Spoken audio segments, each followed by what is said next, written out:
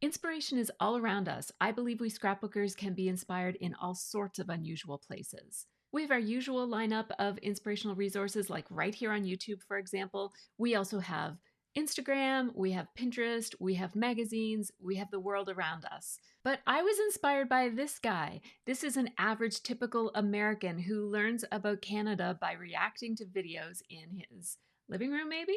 Anyhow, I've learned a lot about my own country just by watching him react to videos. So I got thinking, maybe I could share ideas about how I get inspiration for scrapbooking from watching non-scrapbooking related videos and reacting to them myself. So for something different, let's give this a go. I don't pre-watch these videos, so I hope there are some nuggets of wisdom in this video that I'm about to share with you and react to. So this is 10 minimalist rules that changed my life, and the YouTuber is Gabe Bolt, and I've never watched any of Gabe's videos before, so we will see if this one has any little gems for scrapbookers. I used to feel really stuck in my life and unmotivated. I'd always try these extreme things to change my life, 30-day challenges that I saw other people doing. But over the past few years, I've built some small, simple rules for myself that have really improved my day-to-day life, and I hope it can improve yours as well. The house on fire rule. Recently on our trip through Europe,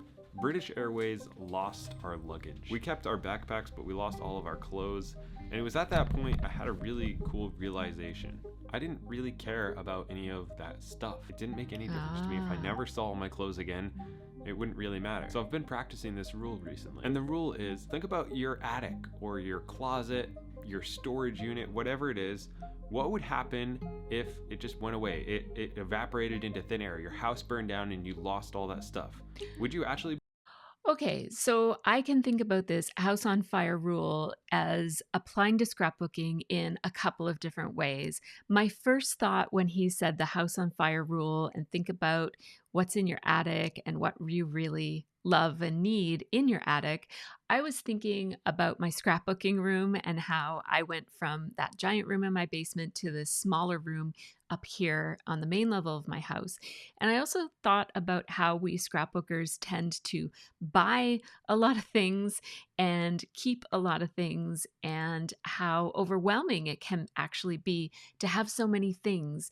And this house on fire rule might not necessarily apply to scrapbooking supplies in exactly the way that he's mentioning, because I think that, I mean, we were recently evacuated, so this one is near and dear to my heart. I didn't even grab my scrapbooks when we were evacuated because of the wildfires, but I don't think we're necessarily going to grab scrapbooking supplies if we are evacuated.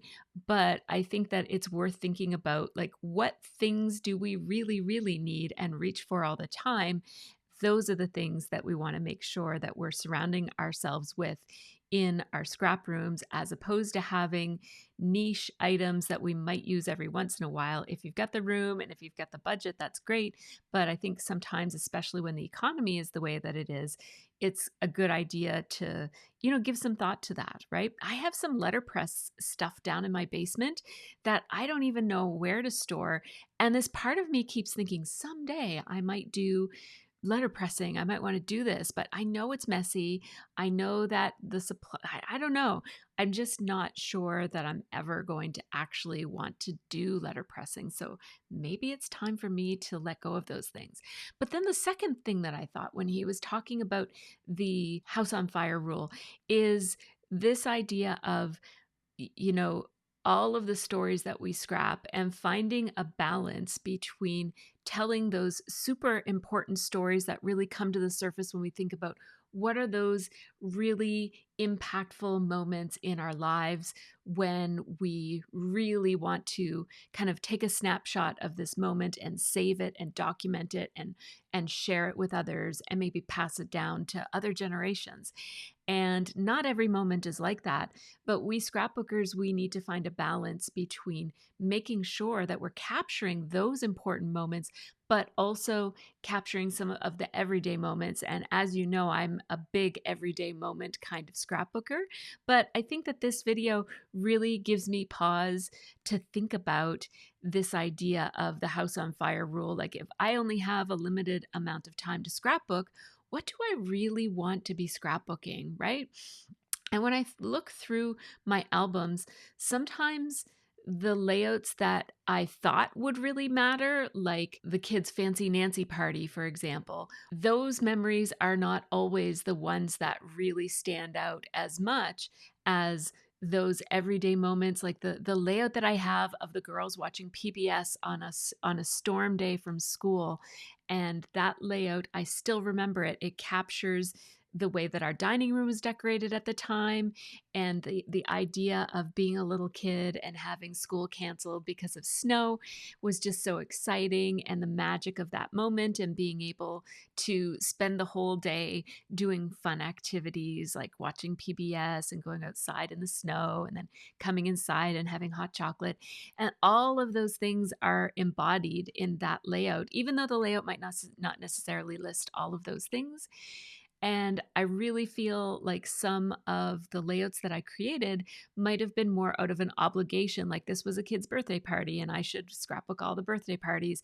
And so, they've had 17 birthday parties at this point, and not all of them are standout moments that really needed my time.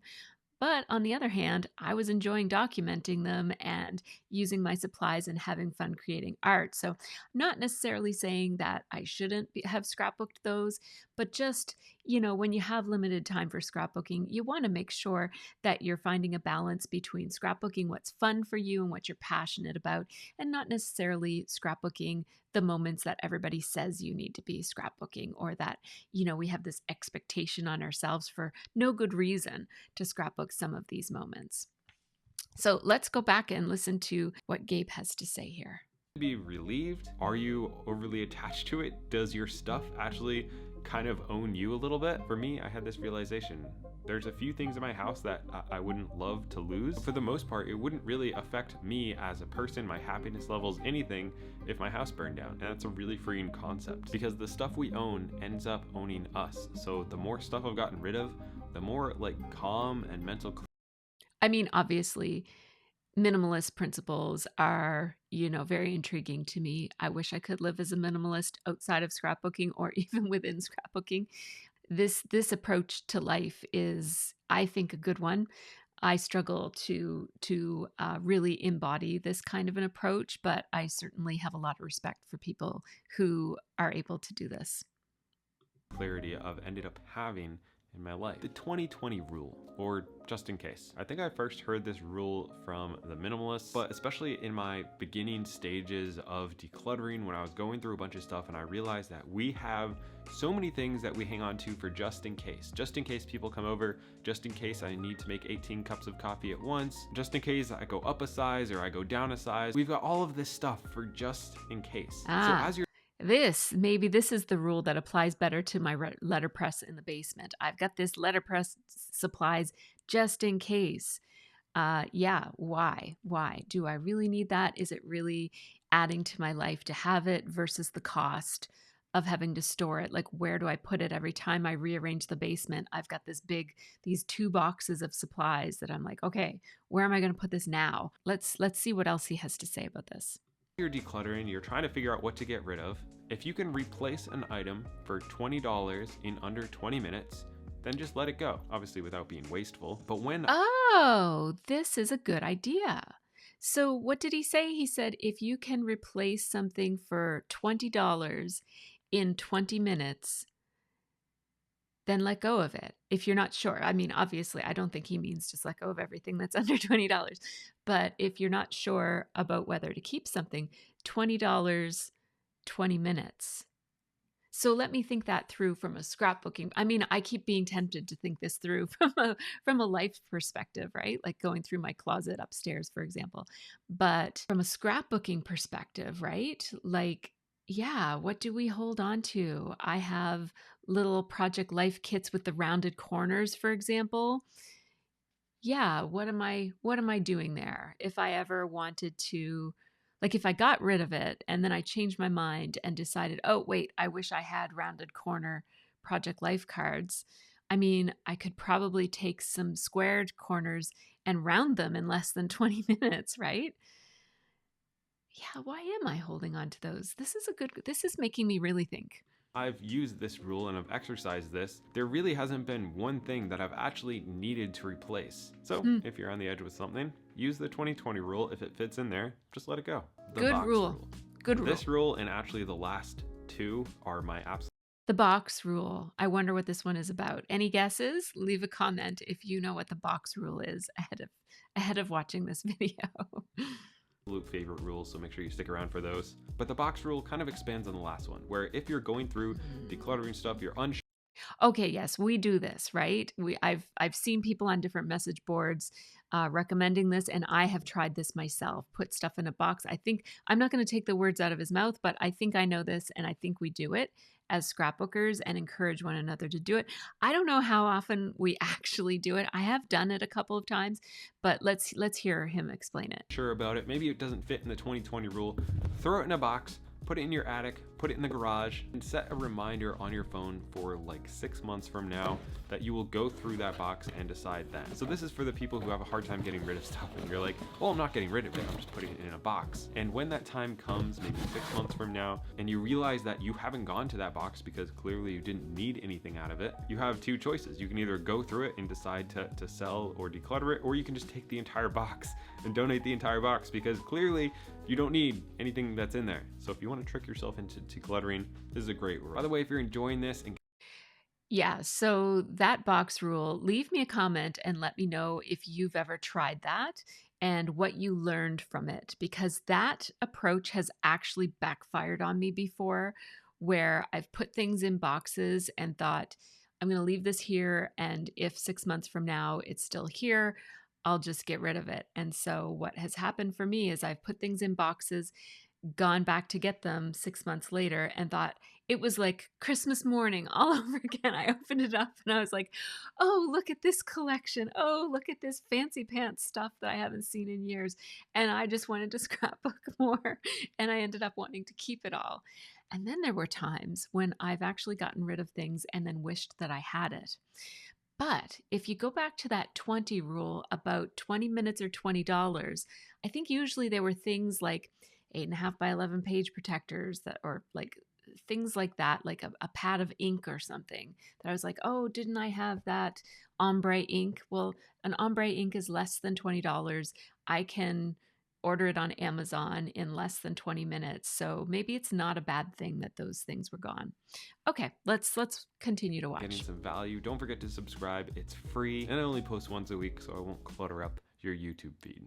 The 2-day rule. I'm pretty sure I originally learned this one from Matt. This rule is super simple. It's pretty much that you're not gonna miss a new habit 2 days in a row. For me, I use this a couple different ways. I read a page of a book every single morning, and it's okay if I miss one day because I've got an appointment in the morning or whatever's going on, but I can never miss 2 days in a row. And that has kept that habit extremely consistent for over a year now. I also use Good for him. This is a strategy that, as a psychologist, I often recommend that my clients, when they're trying to adopt good habits, that they take this approach of saying, like try to do it every day, never miss more than one day in a row.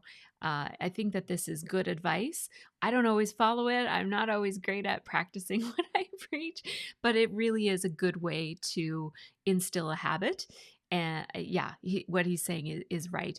And I think that we can use this as scrapbookers as far as, when we're trying to learn a new skill, like I was trying to learn brush lettering a while back. I got so frustrated with it that I just gave up and thought, I just don't need brush lettering in my life.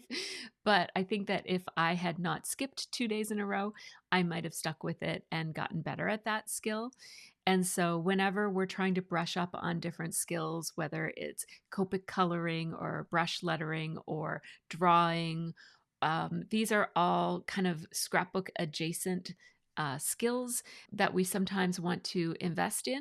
And I think that, the 100-day project is another good example of this, where you set your mind to do something for 100 days in a row in order to grow your skills and set that habit. And then we've got things like Inktober and different monthly challenges, 30-day challenges as well, that I think go a long ways towards helping us prioritize our craft, our crafty hobby. Because, if we don't make time for this hobby, our lives will just gobble it up and we won't have time. So yeah, this is a good one.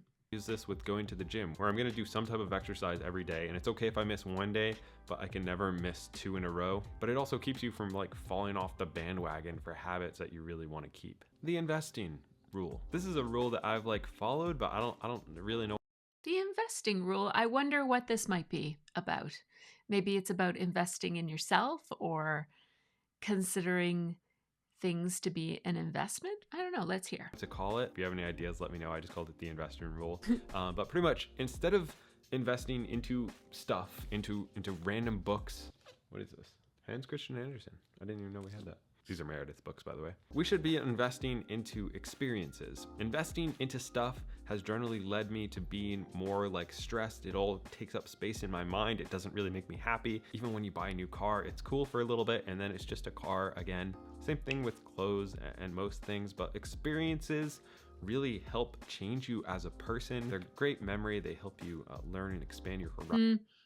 So this is great advice. I love this idea for gift giving, giving experiences instead of giving things. And I think from a scrapbooking perspective, we might think about this in terms of buying more products versus buying more tools, or investing time in learning how to do techniques that you can do with the tools and products that you already have, for example. That might be one way to use this investing rule. It's not exactly the same idea, but it's something that I would pull out of this video as far as thinking about how can this apply to scrapbooking. What are your thoughts? Can you think of other ways that we could think of the investing rule? I guess maybe thinking about it in terms of investing in classes, because then you're building your skills and then you can use those skills to use your products in a whole bunch of different ways. So yeah, let's hear the rest of it. So I've been really focusing on taking that money that I'm not spending on stuff and investing it into travel. For holidays, we gift each other experiences instead of gifting each other like random crap that we don't need. And that should be like literally in our budget, is to invest money in experiences. Look at these birds. That's awesome. Have a home rule. I really got to get better at naming these things. This is embarrassing. If stuff does not have I think what he's going to say here is very applicable to scrapbooking. So let's give it a listen. Have a home in my house, I just get rid of it. Since I took the time and I found a place for everything to go, I've stopped losing my wallet, stopped losing my keys. My phone has a place to go. All my clothes have places to go. All the toys have places that they go. Everything in my house has a place where it belongs. I mean, look at his beautiful space. That's amazing. I wish I could live like that in general, but in scrapbooking, yeah, I struggle with this one. In my overall house, this is a good idea. And I always try, I go through these phases where I walk around thinking, why do we have so much stuff? And let's get rid of it all. But I think in scrapbooking, I do a pretty good job of making sure that everything has a home. And even as I'm buying it, I try to visualize, okay, where will I put that in my room? I think it's a little bit easier in scrapbooking because keeping my room is part of the hobby, like making it set up really nice and relaxing or inspiring or whatever, right? So I think it's a little bit, also it's a more limited space than a big house, right? But yeah, let's hear what else he has to say. This is a good one. And if it doesn't have a place where it belongs, it probably does not belong in my house. And because it'll end up on the counter, it'll end up strewn all over the place. And if it doesn't have a place, strongly consider getting rid of it. Like, this is just a good overall rule that if it doesn't have a place where it belongs, and it's always... I hope he didn't give up his Chemex, because that is the best coffee maker. It's just sitting around. You probably don't need it. Other people rule. A lot of times we do things either consciously or subconsciously for other people. I think this is getting at one of the things that I mentioned at the beginning, the idea of scrapbooking what the world expects us to scrapbook, like those events like Christmas morning and birthdays. Let's hear what he has to say about this, but I think that this applies to scrapbooking for sure. We're getting the newest iPhone. It's partly because we want that new flashy thing, but it's partly because you can kind of show off. It's cool to have. It's a status symbol. Same thing with maybe a pair of shoes or a car or the house in the neighborhood or clothes. Part of it's for you, and part of that special tool everybody has, or that collection everybody's working with that you don't have, but maybe you have 3 other collections that look almost the same from the same manufacturer. is for other people. Even like posting to social media, unless it's like for work, a lot of that is just to get some validation from your day for other people and kind of make yourself feel better, because maybe you're not having a great day and you want people to tell you how great you look or how hard you're working or whatever. So this one actually took me a while to get out of. But instead of worrying about what other people think, especially when I'm buying stuff, I've been really focusing on wants versus needs. Is this something that I actually need, or do I want it because X, Y, and Z, because maybe people think it's cool? Like when I spilled water.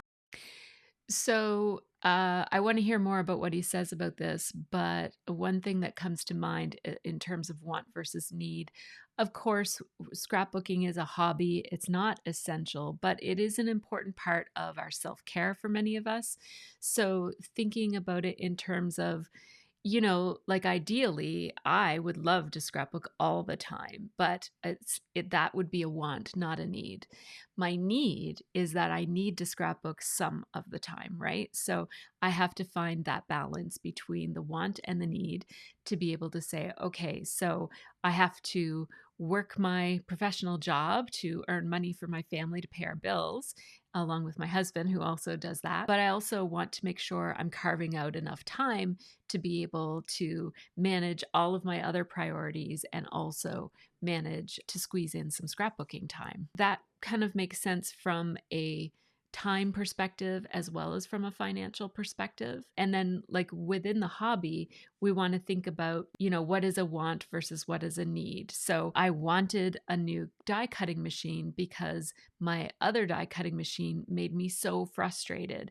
And for a long time, that was a want, because technically, if I really wanted to cut files, I could cut them with my other machine. It just meant it wasn't as pleasant. Now, eventually, as my situation changed, eventually I got to the point where I felt like, you know what, we're selling cut files and I want to be able to cut some cut files easily, to be able to just kind of be doing a video and say, oh, I want a cut file and do it. So it kind of started shifting more towards a need as my business situation changed and my hobby became also a part of a business for us. So I think that thinking about your wants versus your needs within scrapbooking can be a little bit tricky, because it's easy to just say, well, everything is a want, so there are no needs. But I do think that we need some things. We don't need to have the best trimmer, but maybe we need to have a trimmer, right? If you really think about it, the needs for scrapbooking are pretty basic.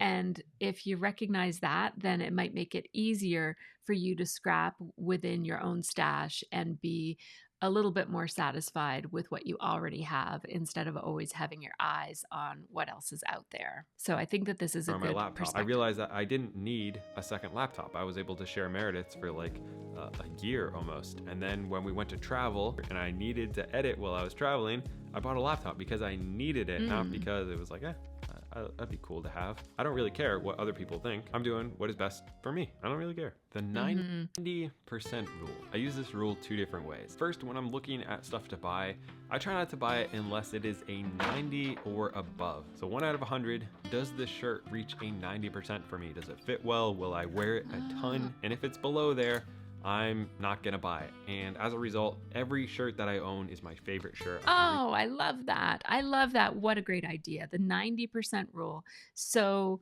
only buy things and keep things that are like a 90%, that you like 90%. That's a really, really good one. Sometimes we're looking at things like we might be at Michael's and it's cheap and you think, well, it's not perfect, but it's, I could probably make some stuff with that. That's not 90%. That you don't like that 90%. Other times you see something and you're just in love with it. Those are the things that we should be surrounding ourselves with in our craft rooms, for sure, for sure.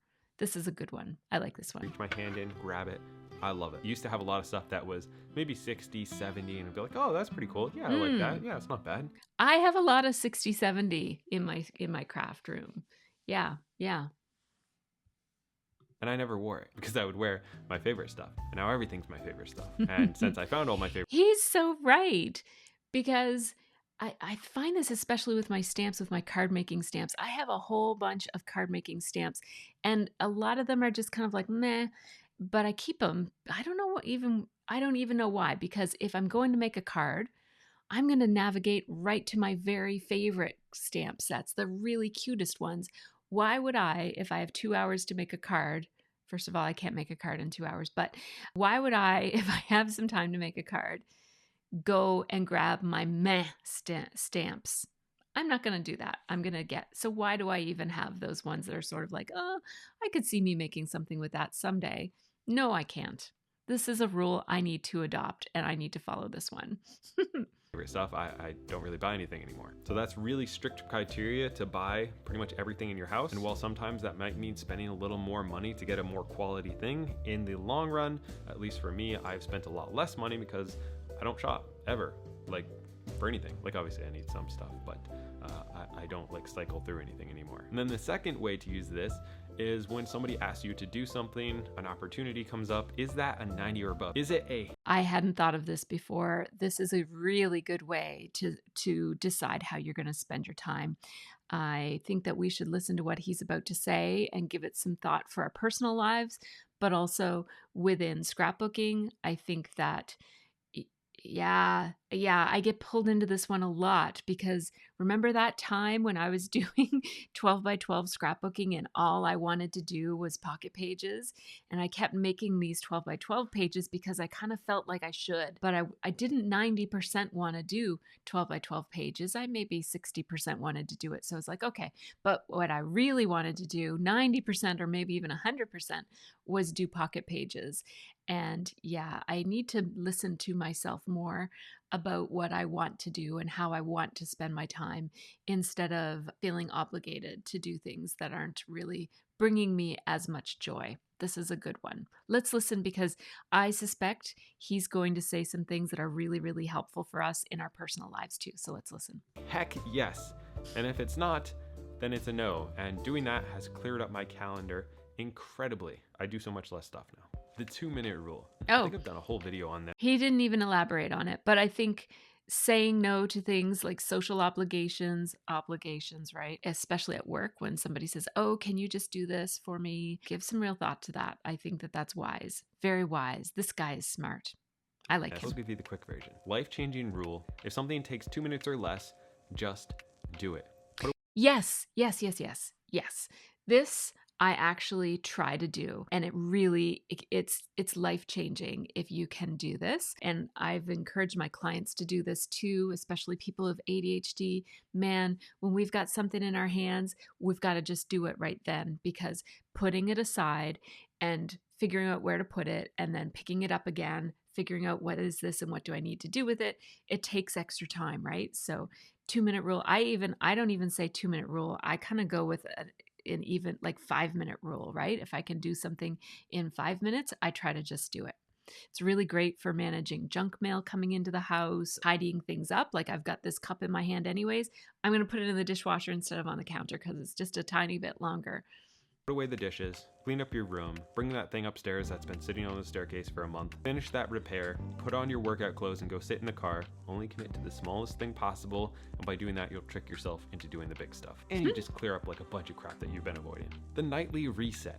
Every night before bed, I walk through and I reset my house. I lay out my clothes for the night before, I load or unload the dishwasher so we never leave any dishes around, fill up my kettle so that I can make coffee by just clicking the button in the morning. I lay out the book. Oh, good. He kept his Chemex. That's good. I was worried about poor Gabe. Yeah, this is a good one too. I can't do this in my life, but I do like the idea kind of resetting your space.